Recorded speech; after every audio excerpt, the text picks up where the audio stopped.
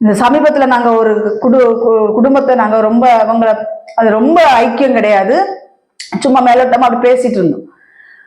ஒரு இந்த வாரம் தான் நினைக்கிறேன். அந்த பிள்ளை வாலிப மகள் சூசைட் அட்டன் பண்ணிட்டான். அரளிக்காய் அது அரைச்சு குடிச்சு செத்து போயிடுச்சு. அந்த பிள்ளை காப்பாற்ற முடியாதுன்ட்டாங்க, ரத்த வாந்தி எடுத்துருச்சு.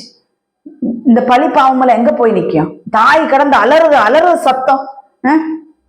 அறிவில்ல முட்டாள் பிள்ளைகளை, அறிவில்ல உங்களுக்கெல்லாம். ஆண்டவர் சொல்றாரு இல்ல, கிறிஸ்தவத்தை அறிஞ்ச பிள்ளைகளும் கிறிஸ்தவத்தை அறியாத பிள்ளைகளும் இந்த சீர்கேடுகள பிள்ளைகள் விழுந்து கிடக்கிறது. எவனை பார்த்தாலும் லவ் பண்றது, எவளை பார்த்தாலும் லவ் பண்றது. என்னது லவ்ங்கிறது? என்னது?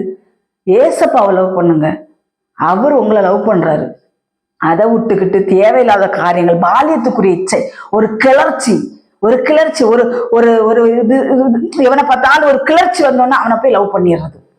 இதெல்லாம் தப்பு என்று, இது பாலியத்துக்குரிய இச்சைகளுக்கு நீ விலகி ஓடி என்று கர்த்தராகி ஆண்டவர் நாள் போன எச்சரிப்பாய் சொல்றார்.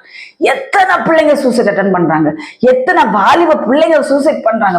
கேட்கும் போது நெஞ்செல்லாம் எரிகிறது. இதெல்லாம் தப்பு.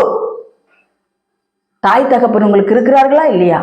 அவர்கள் உங்களுக்கு வாழ்க்கை துணையை அமைத்து கொடுக்க நல்லவர்களா இருக்கிறார்கள். தாய் தகப்பன்மார்கள் உங்களுக்கு ஒரு நாளும் கேடு செய்ய மாட்டாங்க.